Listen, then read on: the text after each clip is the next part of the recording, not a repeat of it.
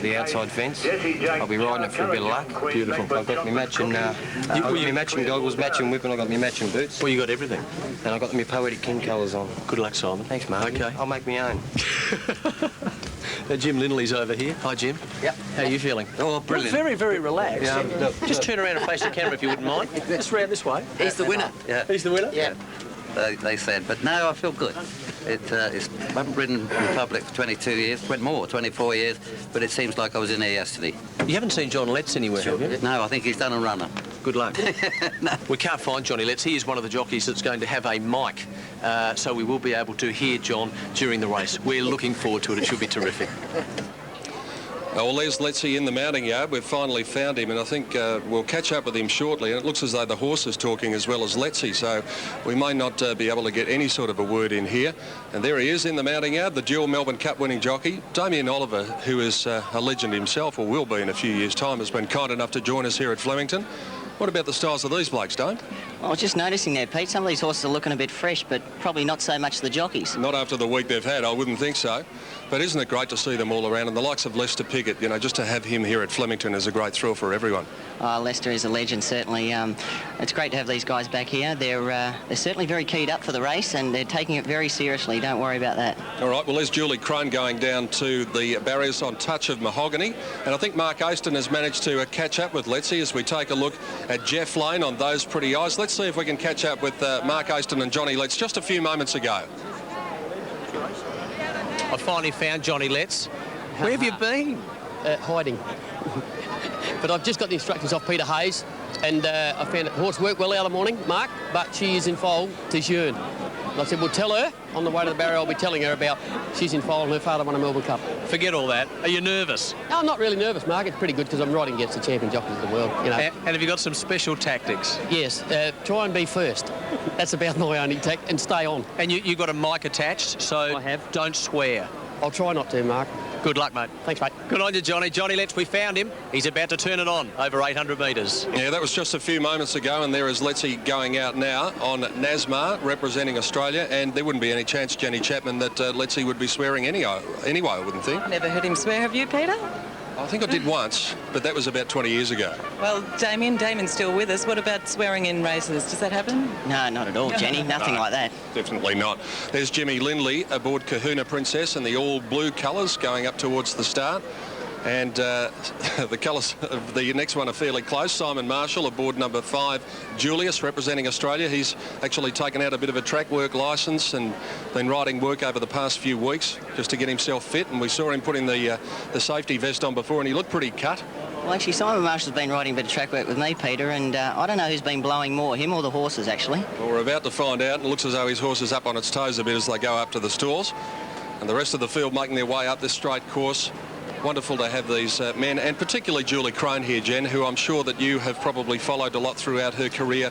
The only lady to win a Triple Crown race is Bobby Vance, by the way, but what an ambassador she's been for the sport. Oh, look, over 3,500 winners, Peter. I mean, you talk men or lady jockeys. It's just an outstanding performance. A great little character of racing as well. And, yes, I'm looking forward to seeing her ride here. She did have to retire, of course, with that terrible, terrible fall she had. And she smashed up her ankle and a lot of other things as well. But it's great to see her back, and she's in fine form. If there's a weight special, Peter, it'd have to be Julie. She got on the scales. She was 48 kilos, and I think there's a few more of these other jockeys carrying quite a bit more than that. Now, that's Lester Piggott in the red colours going up towards the gates now. The man who won the English Riding Premiership 11 times. Damien? No? He looks pretty fit. He does. As I said, I think he's been riding track work for a few months preparing for this. And when I was actually in the UK earlier this year, he mentioned it to me then, and that was about 3 months ago. So he's had plenty of time to prepare for it. Jeff Lane, of course, has lost quite a lot of weight for this race, coming from Hong Kong, and I saw him not long ago in Hong Kong, and I've got to say, he's really trimmed down. We're going to have a bit of a listen during the race at various stages because we will hear what's going on out on the track, and hopefully we'll be able to pick up the jockeys later in the race. As you can see, they have placed the barriers against the outside rail, and barrier 1 will start hard up against the rail. That's a good thing too because it gets the public dome closer to these legends.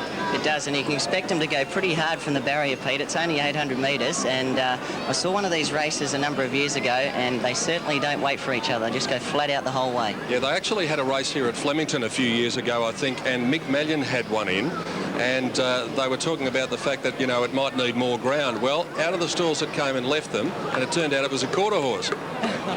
Now, I wonder how the wives of the jockeys are feeling in this race, because I saw Joni Lane before, and she was very, very nervous. I wonder how Annie Letts is going. Has anyone spotted her? No, I think she's hiding. Yeah, I think she's got her eyes closed. There are the trophies, aren't they magnificent? Fantastic support from Emirates Airline for this race, and of course they sponsor the big race today as well.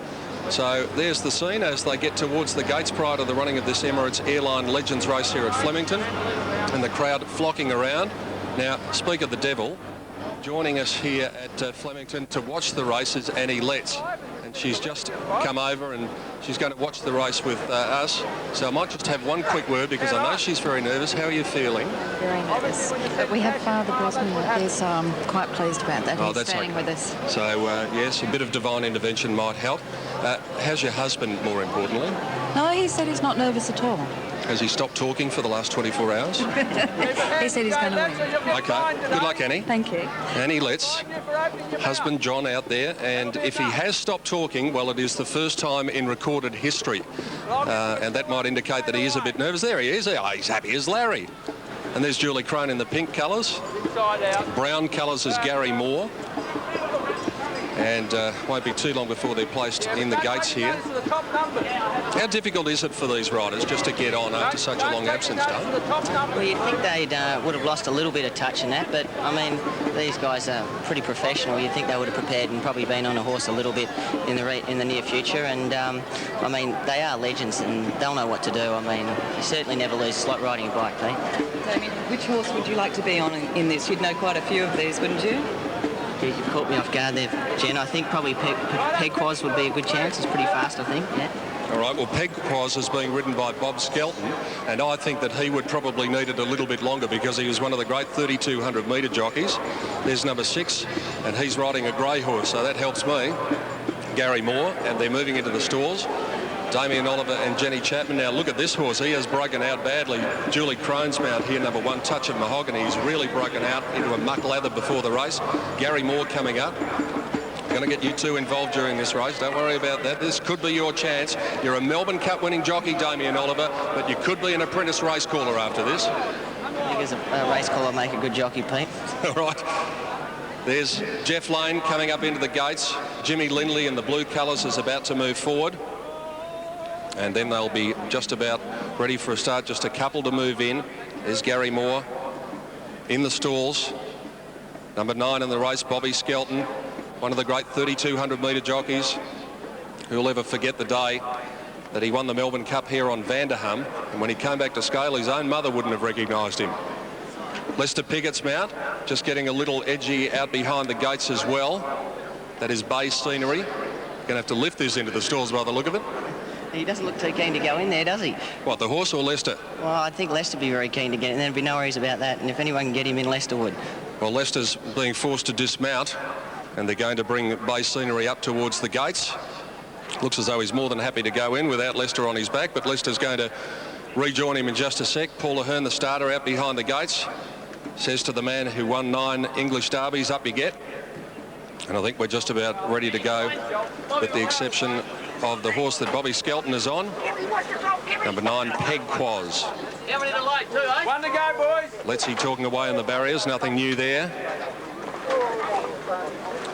Bobby Vance coming up. Just may need someone in the gates for this one. Yeah, one to go, Dad. Julie Crone singing out. Not quite ready. Bobby Vance won the 93 Cox Plate. Aboard the Phantom Chance, he ran second in the Melbourne Cup. Aboard Tiako Nick. Just having a little trouble getting this horse up into the stalls. Rest of them are in.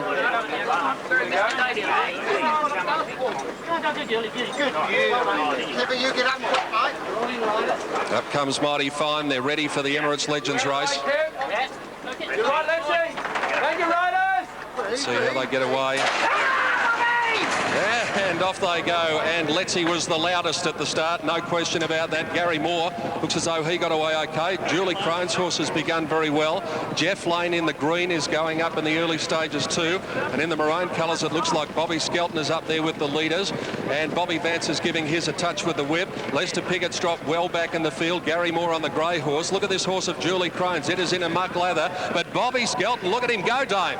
Bobby's flying. He loves the wet, Bobby, doesn't he? Bobby Skelton with about a 2-length break. Here comes Julie Crone on the outside now, knuckling down to the task, clear from Letzi and then Bobby Vance. But it's Bobby Skelton racing away on Pegquas, and the man who won the 76 Melbourne Cup, Bob Skelton, wins the Legends race by 3 lengths. Second placing went to Julie Crone, and third placing, it may have been Lester Pickett getting home into third placing there after his horse was very slow to begin.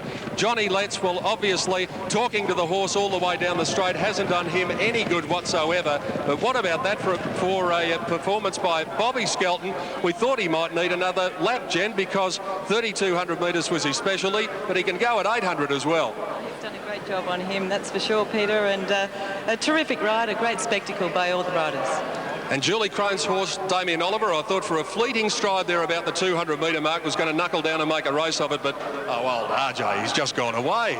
It's too strong, the old fella, yeah, but it was great to see Julie Crone there. She was riding very good, switching the whip from the left to the right hand, and she certainly lost nothing at all, and great to see Lester get home into third place there. Didn't he get home because he was beaten for speed early? He was, and 9 derbies. I mean, it's like a jockey winning 9 Melbourne Cups. The English Derby is certainly the biggest race over there, and he's a legend.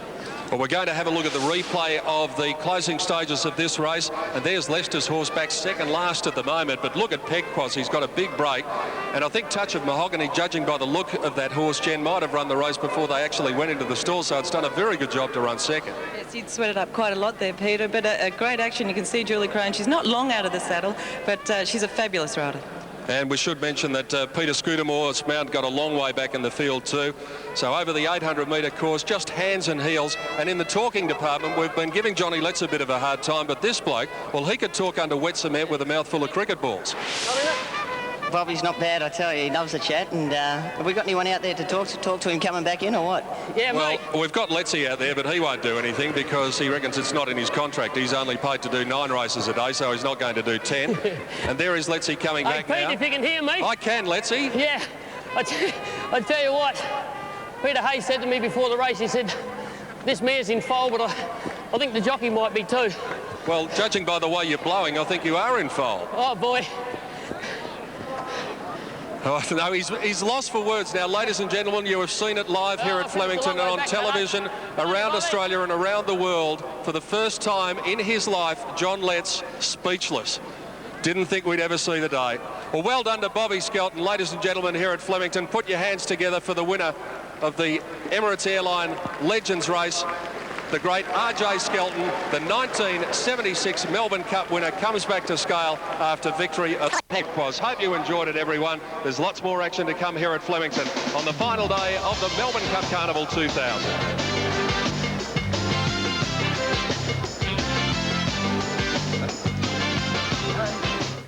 6:30.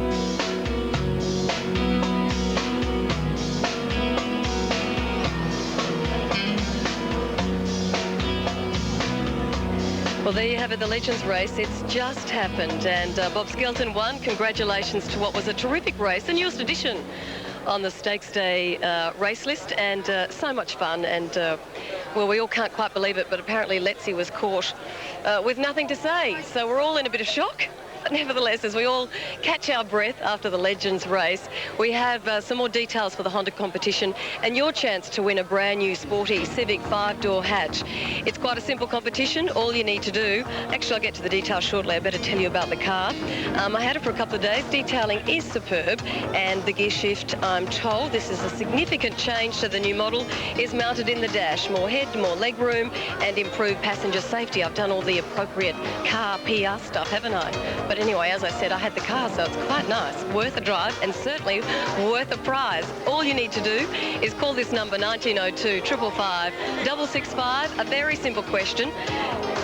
just need to tell us which was the last international horse to win the Melbourne Cup. 3 choices, and they are ever so easy. A is Belledale Ball, B Vintage Crop, and C Far Lap. We were thinking about hints for this competition, but it is way too easy, so I'm sorry.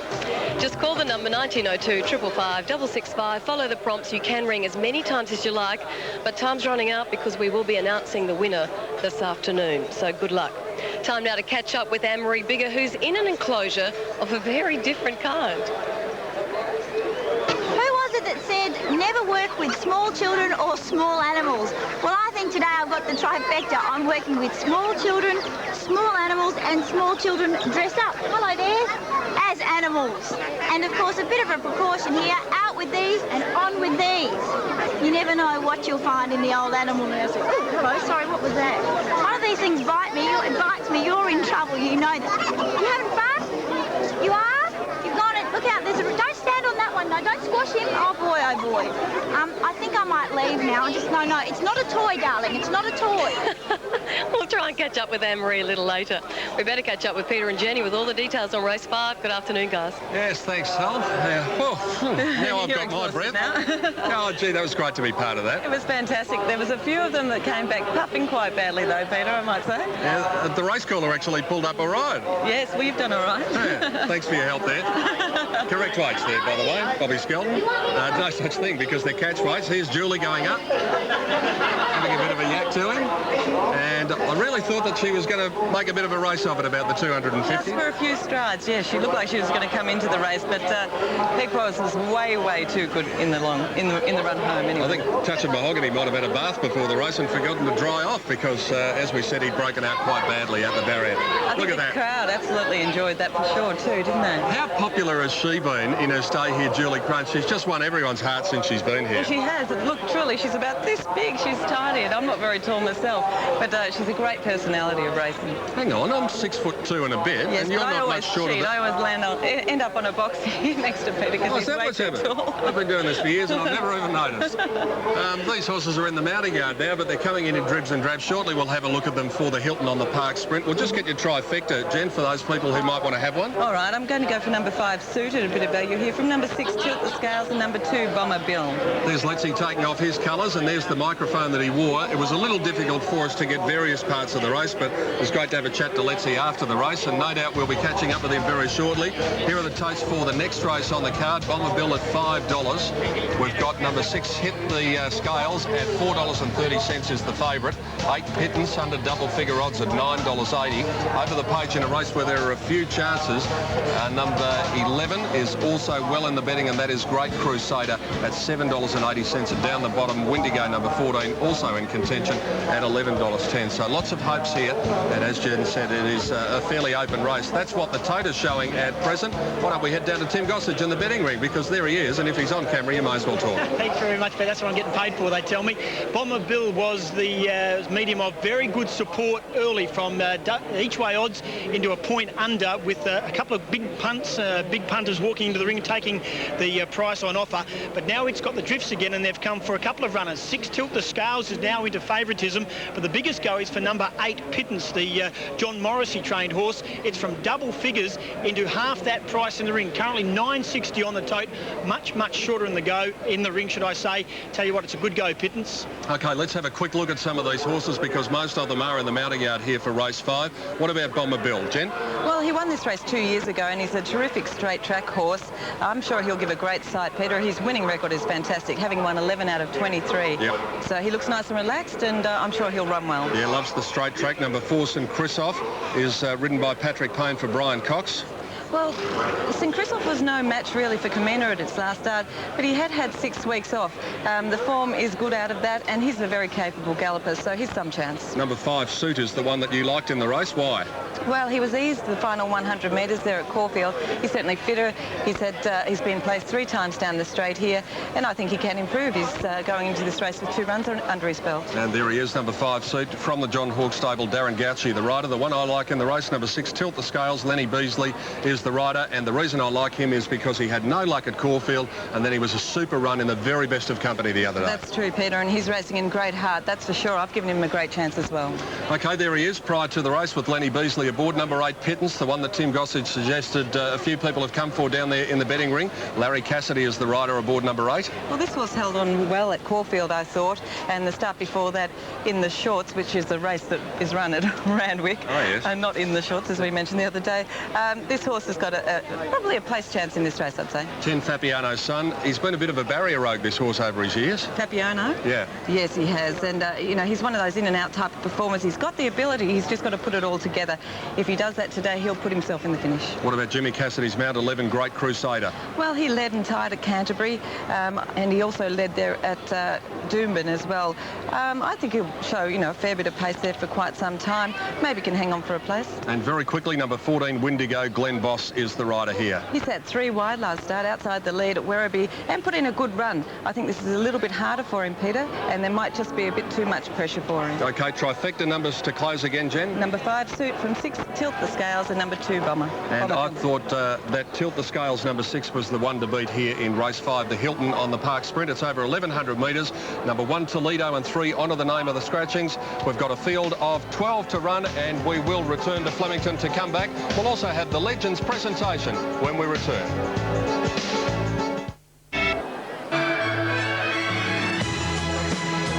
Ladies and gentlemen, thank you for giving us the privilege of watching world-famous jockeys back in action.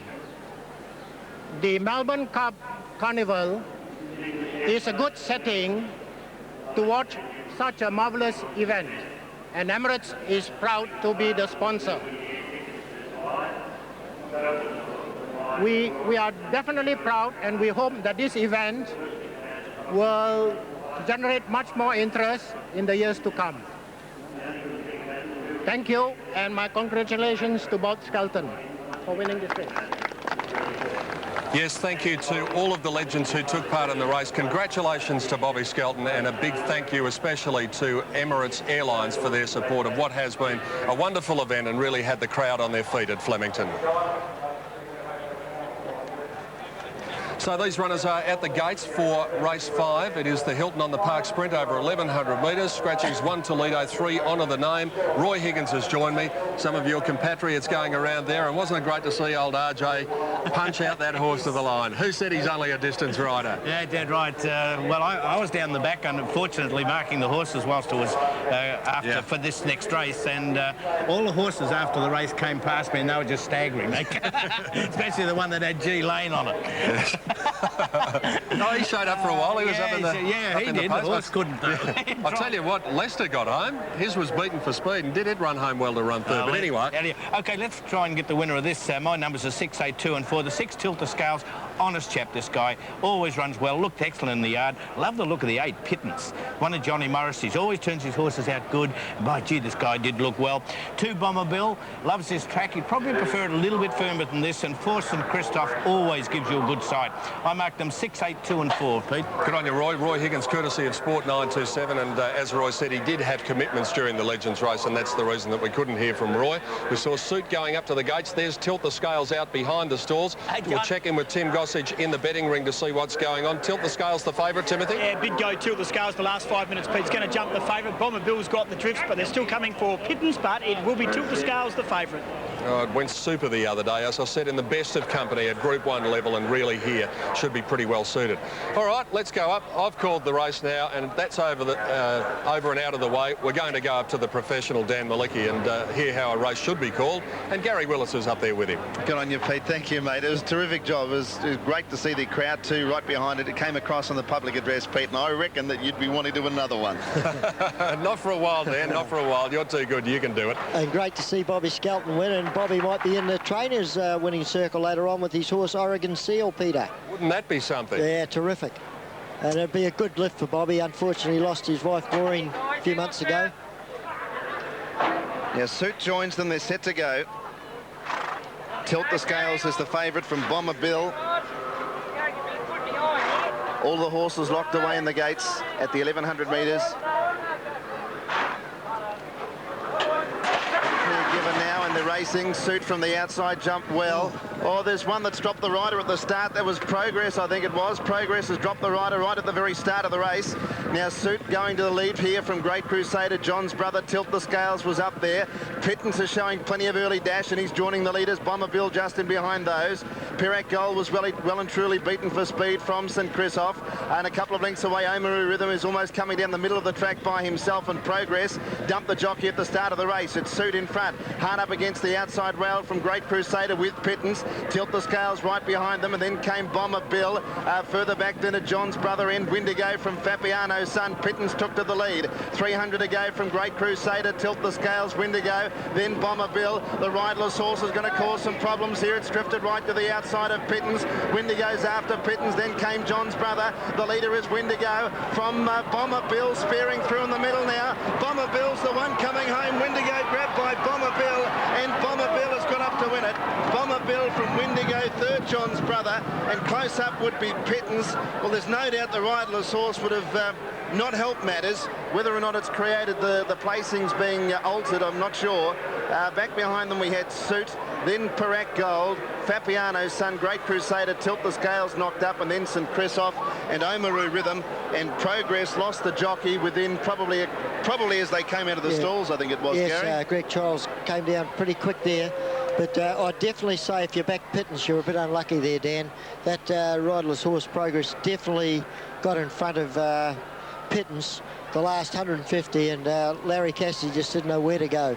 2, 14 and 12 are the numbers. And it's number 2 in the frame first, and Pittance, who was heavily supported, showed terrific speed, got over the rails, and he looked to be the only one that would be out of trouble from the riderless horse. And yet I'm not sure whether it did get hampered, but I'm sure the horse would have seen the horse. Oh, definitely. Yes, it's look, it's a terrible feeling. You just hope if you're in a race, they do get out of road. Now here's look the start. At Barrier 1. Barrier 1 is where the jockey Greg Childs gets dumped as they jump away. So look at the inside barrier, Barrier 1. Yes, I don't know if he's hit the side when he's gone or he's over jumped. Oh no, he's just knuckled, and Greg's unfortunately been unbalanced. And off he's gone there. You can see they all make a beeline for the outside rail. And that horse, I wonder if the horse was thinking he thought the best going was down the grandstand side of the track, because he was well away from them, wasn't he? Yes, like he's nowhere near them here. Right on the outside, he can't even see him yet. And you'll see later on he'll gradually come in. There's Oamaru Rhythm, he's out in no man's land there. That's in the blue, just going out to the right of your picture. And Suit's the one right on the fence. Gold. Yep. With the blinkers on, the purple and gold blinkers. It'll be hitting the lead now. Now watch for the riderless horse. It'll come into the screen very shortly. Come in soon. And then as you get down, you'll see it'll get right in front of Pittance. Here it comes. Now Larry Cash at this stage will be thinking, oh gee, get away from me. Still riding, but he's had to shift ground, hasn't he? Yeah. Now you watch now, he can't, he's going to have to stop, put the whip away because he doesn't know where to go. Yeah, he has put the whip away. And we get another head on, you'll see he's more or less right up the backside of that horse. And in a rider's mind, you just don't know what's going to happen. Great shot from the Hertz blimp. Yeah. And we'll go down to Pete in the mounting yard, Pete. Yes, thanks very much, Dan. The winning trainer, Russell Cameron's here with me. Gee, a few anxious moments there. That riderless horse could have caused a bit of carnage there. Yeah, it's worrying time on it, Pete, but thankfully we got through it all right. Good horse up the straight, this fellow, isn't he? Yeah, very good horse. He won this race 2 years ago, and St. Clements Bell won it last year, so Aquanitas won it 3 years in a row, so it's good. Well, there you go. You don't do that too often in your training career. He's been a great horse for the stable since he came over from Perth. He had such a big reputation, but he's really lived up to it. Yeah, he has. You know, this preparation's been a good preparation for him, this campaign, I think, and you know, the 1400 was too far from the last start, mainly because of the tempo of the race as well, I think, but no, he's done well. Will you keep him going, Russ, or is he earned a rest? I'll have a think about that. Might be it for a little while, I think. Okay, well done. Thanks, mate. Russell Cameron telling us there that Aquanita has won the race for the last 3 years, an amazing achievement, and Bomber Bill getting home in race 5, the Hilton on the Park Sprint, and there is this graphic vision of the riderless horse getting right across to the outside.